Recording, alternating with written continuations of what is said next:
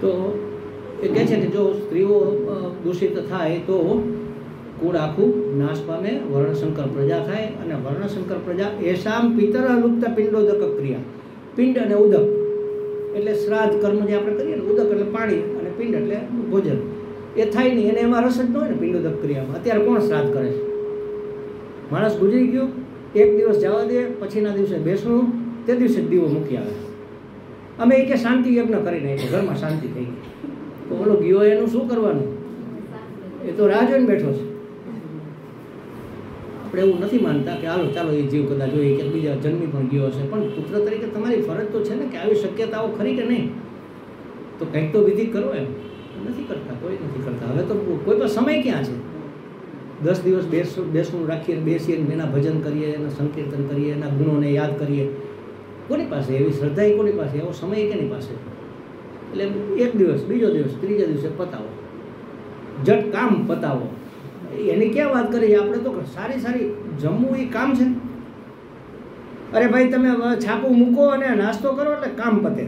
નાસ્તો કરવો એ કામ છે? બેનો આવું કે નહીં? હવે છાપું મૂકો ને નાસ્તો કરો એટલે કામ પતે. હવે તમે નાહી લો એટલે કામ પતે. હવે નાવું એ કામ છે? એ શરીરનું પવિત્રીકરણ છે. ભોજન એ શરીરનું પોષણ છે. એક એક કોળિયાનો, એક એક ટુકડાનો આમ સ્વાદ એની સાથે સાથે આપણે અંદર જવું જોઈએ. સ્નાન કરતી વખતે આમ કરીને પાણી ઉપર રેડીએ ને પછી આમ આંખ મીચીને જરા જોજો, કાલે ટ્રાય કરજો. આમ પાણી રેડીને ઓમ નમઃ શિવાય, માનો અંદર શિવ બેઠો છે આત્મ સ્વરૂપે, એનો હું અભિષેક કરું, પાણી અહીંથી આમ ઉતરે, એને ફીલ કરો, આમ હાયલું જાય છે, હાયલું જાય છે, ઠંડુ ઠંડુ ઠંડુ ઠંડુ લાગે. તમારું સ્નાન સફળ થઈ જશે. અભિષેક કર્યો ગણાશે. પણ આપણે તો ફટ ફટ ફટ આમ આમ કર્યું, લાવો જલ્દી. અને હવેના છોકરાઓ તો હાલતા હાલતા પેલું શું કે પકોડું વાળીને, એને શું કે રોટલી નહીં પેલું બનાવે ને પેન, પેલું શું કે ને ફ્રેન્કી ને એવું જાત જાતનું હવે તો બને છે. હાલતા જાય ને દરવાજા સુધી ખાતા જાય. મારે ટાઈમ નથી, લાવો મમ્મી નાસ્તાના ટેબલ પર મૂક્યું, ડીશમાંથી લઈને હાલતા જાય ખાતા જાય. એકાએક ટાઈમ બનતા જાય, એકાએક. શેના માટે જીવવાનું છે?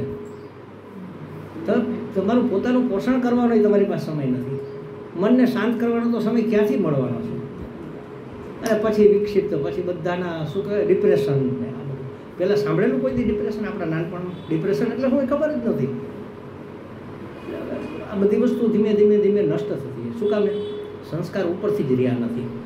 આ બધું અધર્મથી બધું અભિભૂત થઈ ગયું, પ્રભાવિત થઈ ગયું છે. એટલે કહે છે કે એવા બાળકો જે વર્ણશંકર હોય એને પિંડોદકમાં, શ્રાદ્ધમાં કાંઈ રસ હોય નહીં, એટલે એના પિતૃઓને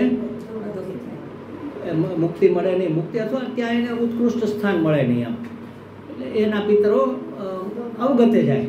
અવગતિ એટલે અધોગતિ. ઉત્કૃષ્ટ ગતિ થવાને બદલે અધોગતિ, નિમ્ન ગતિ. કુલજ્ઞાનામ વર્ણશંકરાકારક એસ દોષ.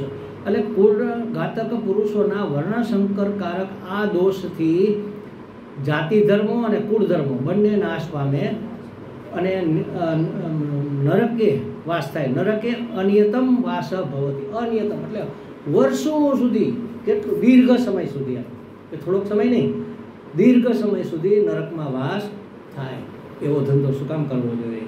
એટલે આપણે યુદ્ધ કરવું નથી. ભાઈ પાણી બેહી ગયા. હજી આનો થોડો વિસ્તાર આપણે આવતા વખતે કરશું. ઓમ પૂર્ણમદઃ પૂર્ણમિદં પૂર્ણાત પૂર્ણમુદચ્યતે પૂર્ણસ્ય પૂર્ણમાદાય પૂર્ણમેવાવશિષ્યતે. ઓમ શાંતિ શાંતિ શાંતિ. હરિ ઓમ. શ્રી ગુરુભ્યો નમઃ. હરિ